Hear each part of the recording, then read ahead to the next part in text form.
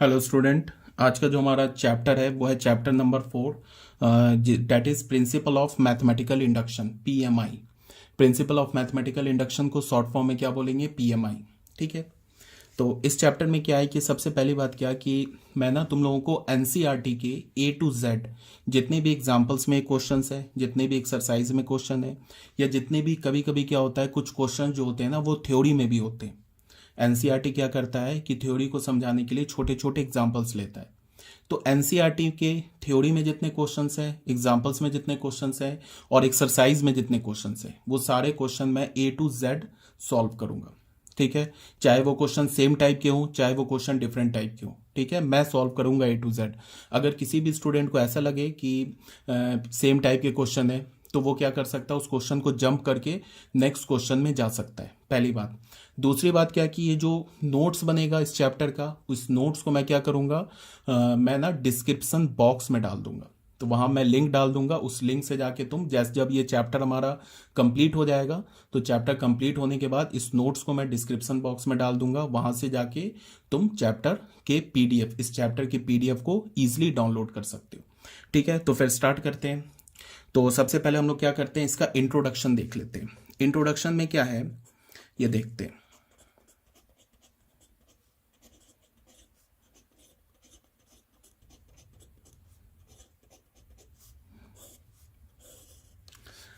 Introduction में start करते हैं मैथमेटिकल रीजनिंग।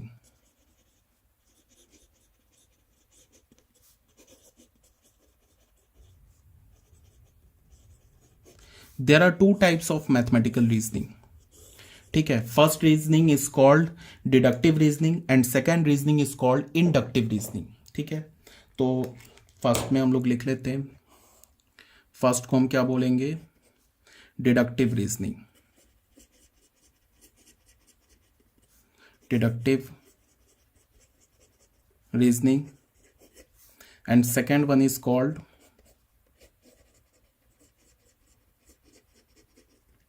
inductive reasoning।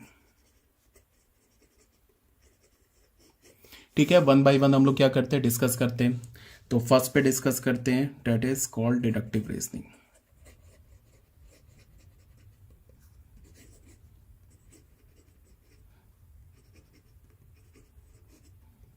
देखो जो डिडक्टिव रीजनिंग है ना, ये एक नॉर्मल पर्सन जो कि मैथ्स के बारे में कुछ भी नहीं जानता है वो भी इस रीजनिंग को यूज करता है अपने डे टू डे लाइफ में।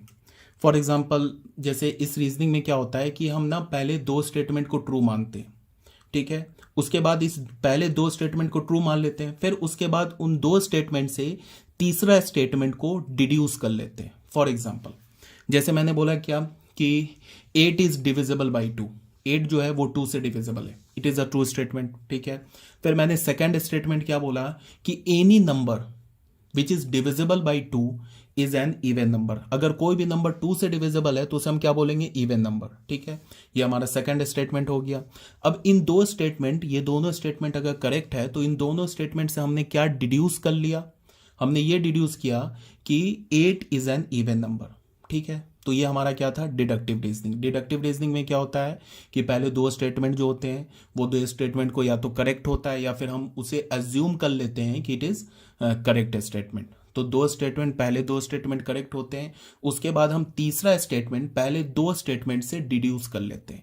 ये बिल्कुल जिसको कहा जाए ना कि कॉमन रीजनिंग है या कॉमन सेंस है जिसको कहा जाए, इसमें कोई मैथमेटिक्स इन्वॉल्व नहीं है। जैसे एक सेकंड एग्जांपल मैं लेता हूं, जैसे मैंने क्या बोला कि any number which have two prime factors, one and the number itself is called a prime number. मैंने क्या बोला कि अगर कोई ऐसा नंबर है जिसके सिर्फ दो ही प्राइम फैक्टर है, एक 1 और वो number itself, is called a prime number. ठीक है। तो ये हो गया हमारा पहला स्टेटमेंट।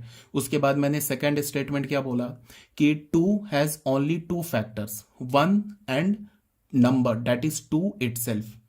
तो ये पहले दो स्टेटमेंट करेक्ट है। तो तीसरा स्टेटमेंट हमने क्या डिड्यूस कर लिया कि 2 इज अ प्राइम नंबर। 2 हमारा क्या प्राइम नंबर है। तो पहला दो स्टेटमेंट अगर करेक्ट है तो पहले दो स्टेटमेंट से हमने क्या किया, तीसरा स्टेटमेंट को डिड्यूस कर लिया। ठीक है। जैसे एक सिंपल लॉजिक लेते हैं, जैसे मैंने क्या बोला कि अगर कोई स्टूडेंट दिन में 8 आवर्स पढ़े तो वो क्या होगा, अपने क्लास में टॉप करेगा। It may be true, it may not be true, but मान लो कि हमने अज्यूम कर लिया कि अगर कोई भी स्टूडेंट 8 घंटे पढ़ता है दिन में तो अपनी क्लास में टॉप करेगा। तो this is the first statement.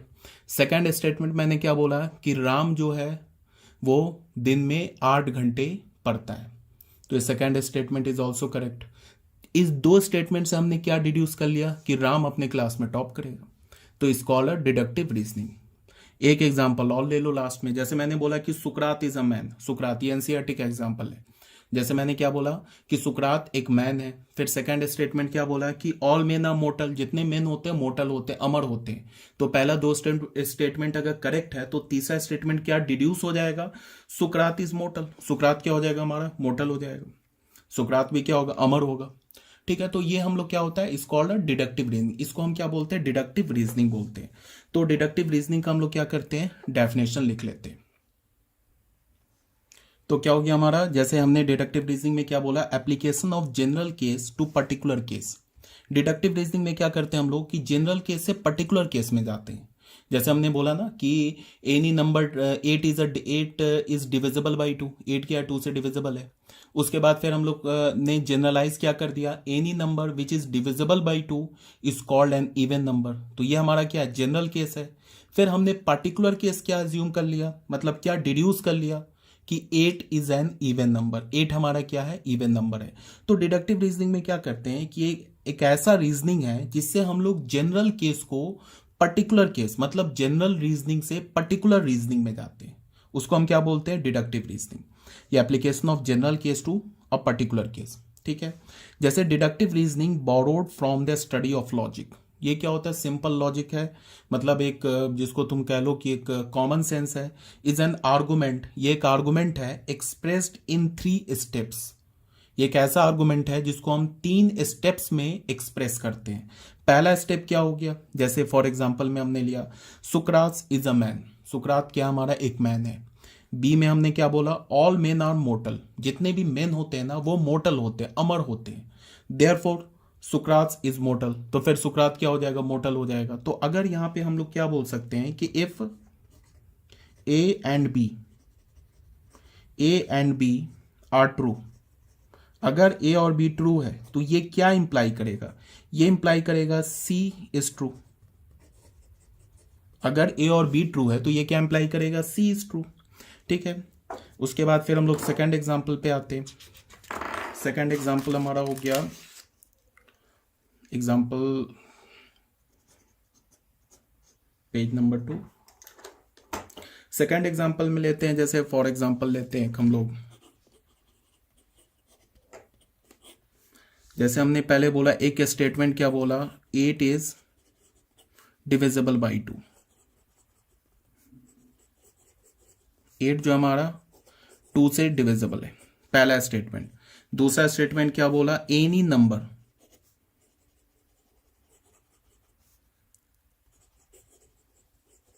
which is divisible by 2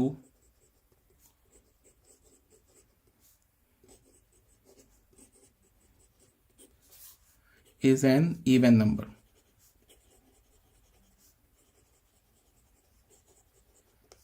ठीक है, अगर पहला स्टेटमेंट करेक्ट है, दूसरा स्टेटमेंट करेक्ट है, तो इन दोनों स्टेटमेंट से हमने तीसरा स्टेटमेंट क्या डिड्यूस कर लिया, 8 इज एन इवन नंबर, 8 क्या हमारा इज एन इवन नंबर।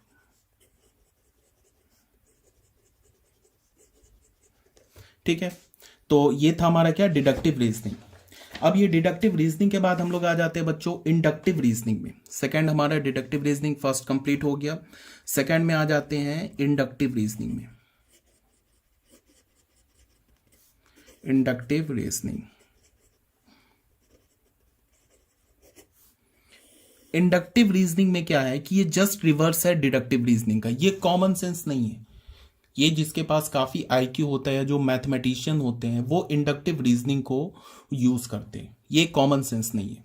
ठीक है, जैसे डिडक्टिव रीजनिंग में क्या करते थे कि जनरल केस हमें पता होता है, तो जनरल केस से पर्टिकुलर केस में जाना बहुत इजी है, बट पर्टिकुलर केस को ऑब्जर्व करके जनरल केस में जाना इट इज वेरी डिफिकल्ट, ये बहुत डिफिकल्ट है।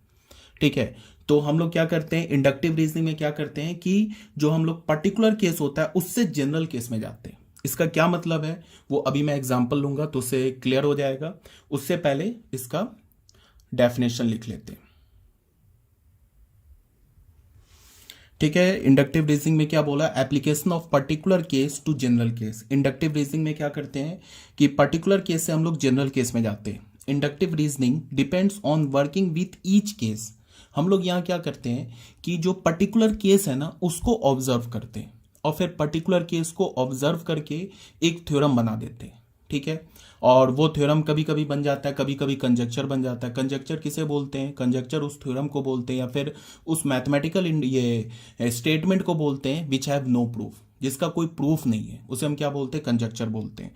तो हम लोग क्या करते हैं इंडक्टिव रीजनिंग में कि पर्टिकुलर केस को ऑब्जर्व करते हैं, फिर पर्टिकुलर केस को ऑब्जर्व करके या तो हम एक थ्योरम डिड्यूस कर लेते हैं या तो फिर हम क्या करते हैं एक कंजक्चर डेवलप कर लेते हैं। हर एक केस को ऑब्जर्व करते करते क्या करते हैं एक थ्योरम या एक कंजक्चर हम लोग डिड्यूस कर लेते हैं। ठीक है, जैसे एक एग्जांपल देख लो इसमें, फॉर एग्जांपल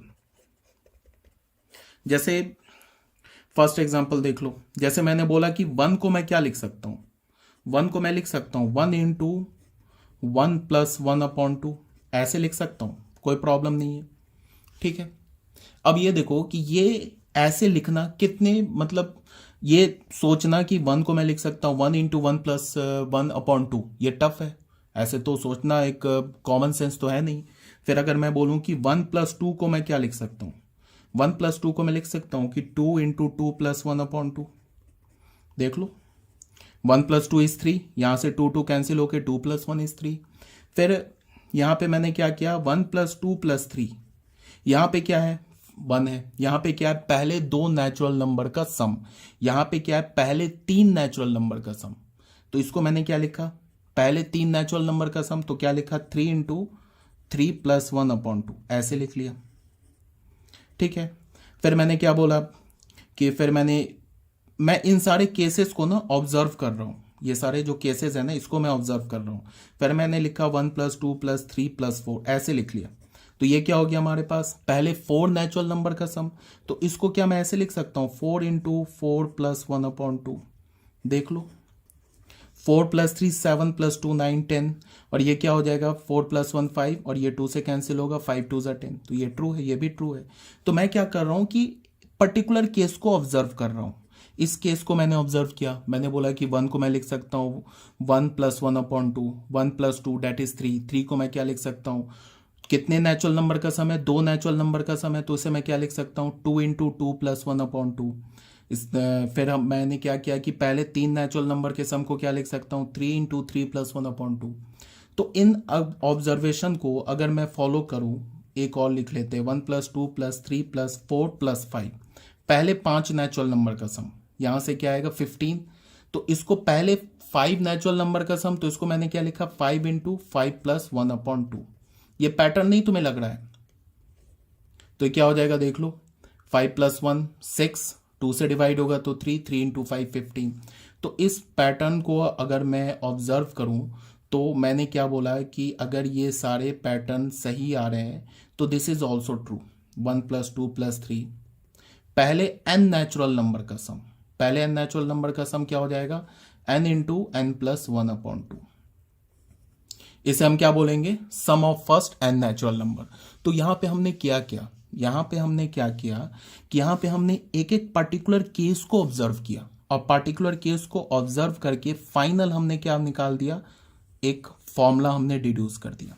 अब ये फॉर्मूला ट्रू भी हो सकता है, अगर मैंने इस फॉर्मूले का प्रूफ कर दिया तो फिर ये क्या हो जाएगा थ्योरम बन जाएगा, और अगर इसका कोई प्रूफ नहीं हुआ तो फिर ये क्या रह जाएगा कंजक्चर।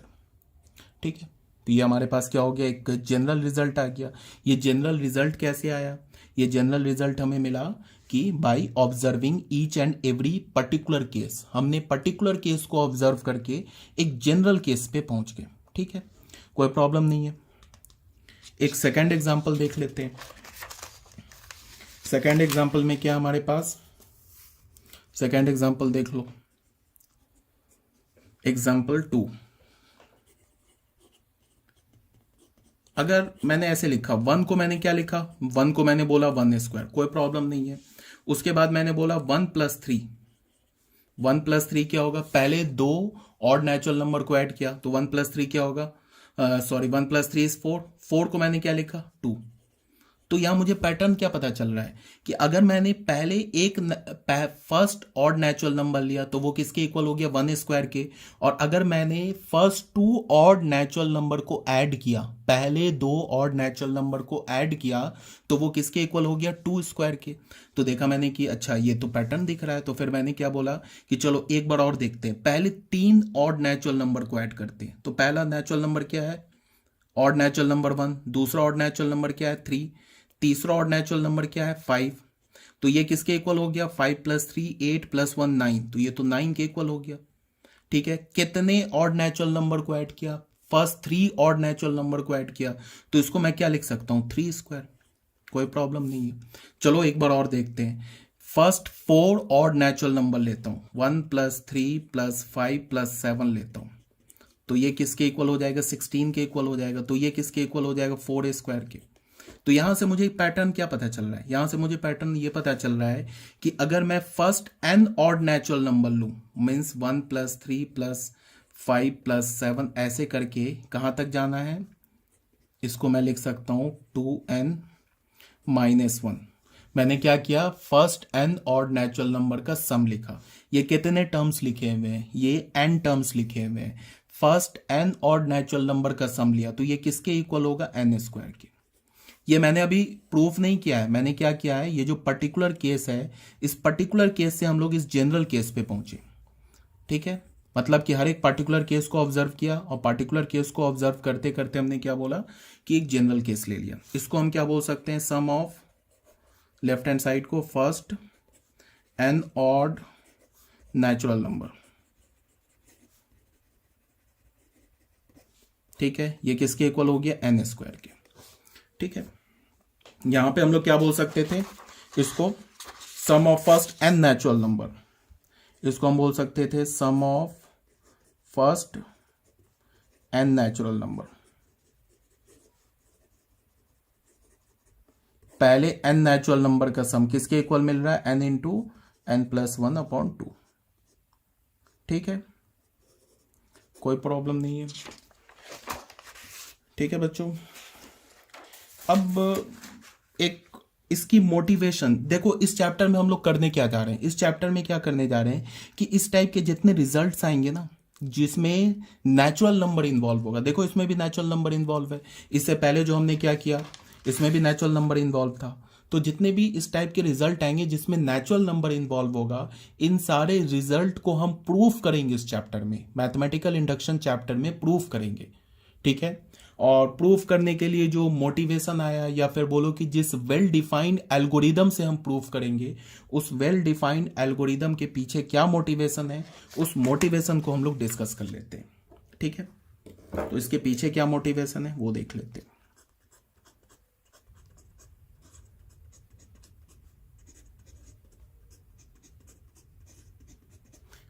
इस पूरे चैप्टर में क्या करेंगे, इस पूरे चैप्टर में जितने भी थ्योरम्स होंगे ना विच इन्वॉल्व नेचुरल नंबर, उसको हम प्रूफ करेंगे इस चैप्टर में। जैसे इसमें क्या है कि तुम सपोज दैट ऐसे देखो कि हमारे पास कोई एक फ्लोर है। ठीक है, ये हमारे पास एक फ्लोर है, इस फ्लोर में टाइल्स रखी, टाइल्स जो होते हैं ना वो टाइल्स रखी हुई है। जैसे ये फर्स्ट टाइल हो गया, ठीक है, ये हमारा सेकंड टाइल हो गया, ये हमारा थर्ड टाइल हो गया, ये फोर्थ टाइल हो गया। अनलिमिटेड नंबर ऑफ टाइल्स रखी हुई है फ्लोर पे, ऐसे करके।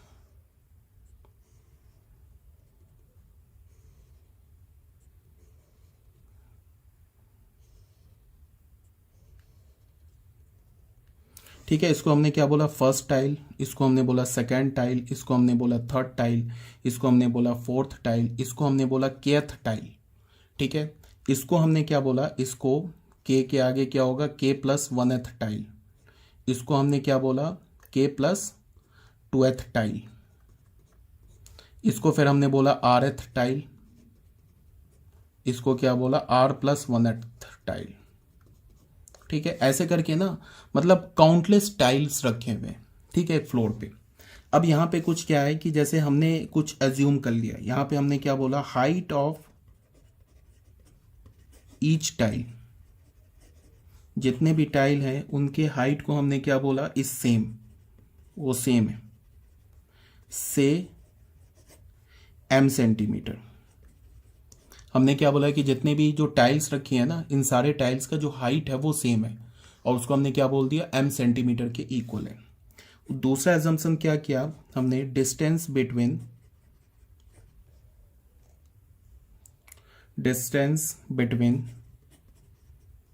ईच टाइल इज सेम, से n सेंटीमीटर। पहला एजम्पशन क्या किया, पहला एजम्पशन क्या किया कि हमने कि जितने भी टाइल्स हैं ना, उन सारे टाइल्स की हाइट सेम है, मतलब इसकी सारे की हाइट सेम है, और किसके इक्वल है, m सेंटीमीटर के इक्वल है। दूसरा एजम्पशन हमने क्या किया कि जो डिस्टेंस है ना, ये सारे टाइल्स के जो बीच का डिस्टेंस है ये भी सेम है, इसको हमने क्या बोला, n सेंटीमीटर के इक्वल है। ये जितने भी डिस्टेंस है, देखो ये थोड़ा बनाने में, फिगर बनाने में थोड़ा छोटा हो गया, बट ये सारे डिस्टेंस सेम है, सारे डिस्टेंस किसके इक्वल है, n सेंटीमीटर के, ठीक है। और इस टाइल्स को हमने क्या बोला, kth टाइल है। उसके बाद हमने क्या जूम कर लिया कि जो इस दो टाइल्स के जो बीच का डिस्टेंस है, वो डिस्टेंस जो है इस जो टाइल्स की जो हाइट है उससे कम है। मतलब समझ में आ रहा है, मतलब ये है कि अगर मान लो कि सपोज डैट कि हमारे पास ऐसे करके दो पेन्स है, ये देखो ये दो पेन्स है हमारे पास, ठीक है, ऐसे दिख रहा है, ये दो पेन है। अब मान लो कि अगर इन दोनों पेन के बीच का जो डिस्टेंस है ना, वो अगर इन दोनों पेन के हाइट से कम होगा तो क्या होगा, पेन कुछ ऐसे जाके गिरेगा।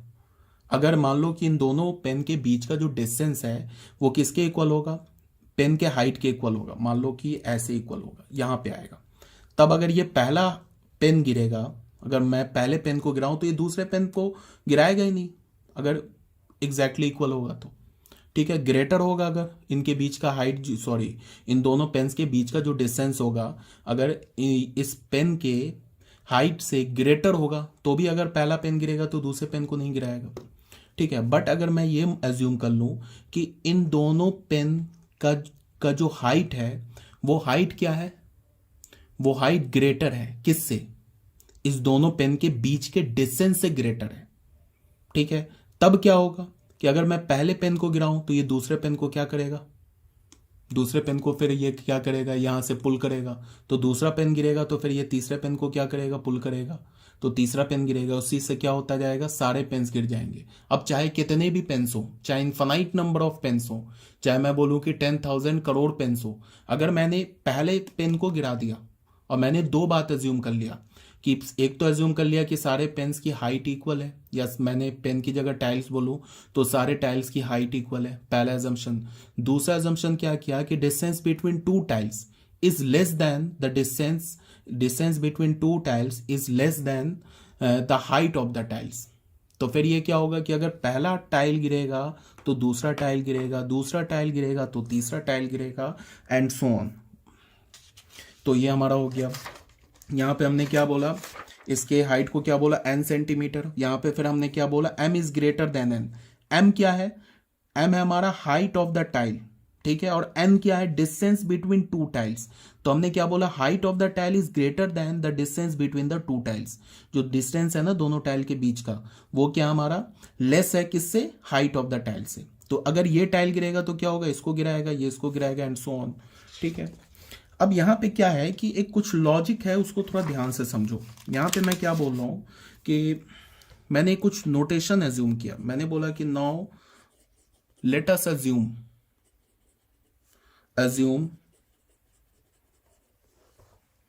now let us assume, this is 4th page, the notation। मैंने एक नोटेशन एज्यूम किया, the notation that p of n, ऐसे मैंने लिखा, p और n लिखा, इसको मैंने क्या बोला, nth tile will fall, nth tile जो होगा वो फॉल करेगा। Now if p1 is true, p of n को क्या बोला, पी ऑफ एन हमारा एक नोटेशन है जिसमें मैंने बोला कि nth टाइल क्या होगा, फॉल करेगा। अब मैंने क्या बोला, इफ P1 इज ट्रू, अगर P1 ट्रू है, P1 ट्रू होने का मतलब कि फर्स्ट टाइल फॉल कर गया, गिर गया, तो ये क्या इंप्लाई करेगा कि फर्स्ट टाइल विल फॉल, ये फॉल करेगा। ठीक है, अब मैंने क्या बोला, पीके इज ट्रू, इसको हमने अज्यूम कर लिया। इसको मैंने क्या बोला, PK is true. PK is true बोलने का मतलब क्या होगा कि जो केथ टाइल होगा ना वो फॉल करेगा। इसको हमने क्या बोला, इंडक्शन एजम्पशन। इसको हमने बोला इंडक्शन एजम्पशन। ठीक है, तो अगर पीके ट्रू है इसका क्या मतलब होगा, केथ टाइल विल फॉल। ठीक है, तो अगर केथ टाइल फॉल करेगा तो ये ऑब्वियस सी बात है उसके जो सक्सीडिंग टाइल होगा वो भी फॉल करेगा। मतलब क्या होगा, पीके प्लस वन इज ट्रू। ठीक है, तो इसका मतलब क्या होगा, दिस इंप्लाइज दैट के प्लस वनथ टाइल विल फॉल। ठीक है, देखो क्या किया, सबसे पहले मैंने पीएन स्टेटमेंट क्या बोला कि nth tile will fall. nth tile क्या होगा, फॉल करेगा, ये मैंने एक अज्यूम कर लिया नोटेशन। उसके बाद मैंने बोला कि P1 ट्रू है। P1 ट्रू बोलने का मतलब कि फर्स्ट टाइल गिर गया, फॉल हो गया। उसके बाद मैंने कोई भी रैंडम टाइल kth टाइल ले लिया। ठीक है, सबसे पहला मैंने क्या एजम्पशन लिया कि जो फर्स्ट टाइल है ना ये फॉल हुआ। उसके बाद मैंने क्या किया कि कोई भी रैंडम टाइल, इस kth टाइल को मैंने बोला कि kth टाइल भी फॉल हो गया, गिर गया। तो अगर kth टाइल फॉल हुआ तो k प्लस वन टाइल भी फॉल करेगा, और अगर k plus one tile fall करेगा तो फिर k प्लस टू फॉल करेगा, एंड k प्लस थ्री करेगा, एंड सो ऑन। तो ये एक ना चेन रिएक्शन टाइप बन जाएगा। तो इसके लिए क्या है कि फिर हम क्या बोलेंगे कि जितने भी टाइल्स है ना ये सारे टाइल्स फॉल करेंगे, सारे टाइल्स गिर जाएंगे। तो इसको तुम देखो। ठीक है, तो इसी को हम क्या बोलेंगे, hence if PK is true,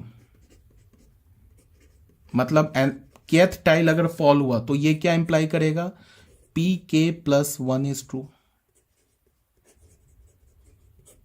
this implies that P N is true for all N belongs to natural number. इसका क्या मतलब है कि तुम इसको ऐसे देखो, इसका ये मतलब है कि जैसे मैंने बोला ना कि पी के इज ट्रू, मान लो के का वैल्यू हमने 3 डाल दिया। ठीक है, तो मैंने क्या बोला कि P3 इज ट्रू, तो P3 इज ट्रू इसका मतलब थर्ड टाइल फॉल किया। तो अगर P3 ट्रू है तो P3 प्लस वन इसका मतलब P4 भी ट्रू होगा, मतलब फोर्थ टाइल भी फॉल करेगा। के तो हमारा कोई भी रैंडम नेचुरल नंबर है, के का तो मैं वैल्यू कुछ भी डाल सकता हूं। तो मैं क्या बोल रहा हूं कि अगर पीके ट्रू है तो पीके प्लस वन ट्रू है। तो इससे हमें क्या पता चला कि ये जो Pn है ना ये ट्रू हो जाएगा सारे नेचुरल नंबर के लिए। मतलब क्या है कि तुम ऐसे करके इन्फिनाइट टाइल्स भी डाल दो, यहाँ पे ऐसे करके इन्फिनाइट टाइल्स भी डाल दो। हमें बस एक ही काम करना है, दो काम करना है। सबसे पहला हमें क्या कंफर्म करना है कि पहला टाइल फॉल हुआ, पहला ये कंफर्म करना है, स्टार्टिंग कंडीशन। उसके बाद फिर हमें क्या करना है कि फिर ये हमें एज्यूम कर लेना है कि बीच का कोई भी एक रैंडम टाइल गिरा है, मतलब kth टाइल गिरा है। और अगर kth टाइल गिरा है तो फिर उससे क्या कंक्लूजन मिल जाएगा हमें कि k प्लस वनथ टाइल भी गिरा है। फिर हमें क्या पता चलेगा कि फिर जितने भी टाइल्स हैं वो सारे टाइल्स फॉल किए, सारे टाइल्स गिरे हैं। ठीक है, तो ये जो हमारा मतलब एक लॉजिक है, इसी लॉजिक को हम यूज करेंगे। किस में यूज करेंगे, अभी जो मैंने क्या बोला कि जो फॉर्मूलाज आते हैं ना जिसमें नेचुरल नंबर इन्वॉल्व होता है, ऐसे मैथमेटिकल फॉर्मूलाज जिसमें नेचुरल नंबर इन्वॉल्व होता है, उस मैथमेटिकल फॉर्मूलाज को प्रूफ करने के लिए हम ये सारे लॉजिक्स यूज करेंगे। ठीक है, अभी अगर कुछ समझने में प्रॉब्लम आ रही होगी तो फिर अभी बस 2-3 मतलब एक लेक्चर आगे फिर सारी बातें जो है ना क्लियर होने लगेंगी। इसको जब मैं क्वेश्चन में यूज़ करूंगा ना इस लॉजिक को, तो फिर क्या हो जाएगा, बिल्कुल क्लियर हो जाएगा। तो ये था हमारा मोटिवेशन। उसके बाद फिर हम लोग स्टार्ट करते हैं स्टेटमेंट्स।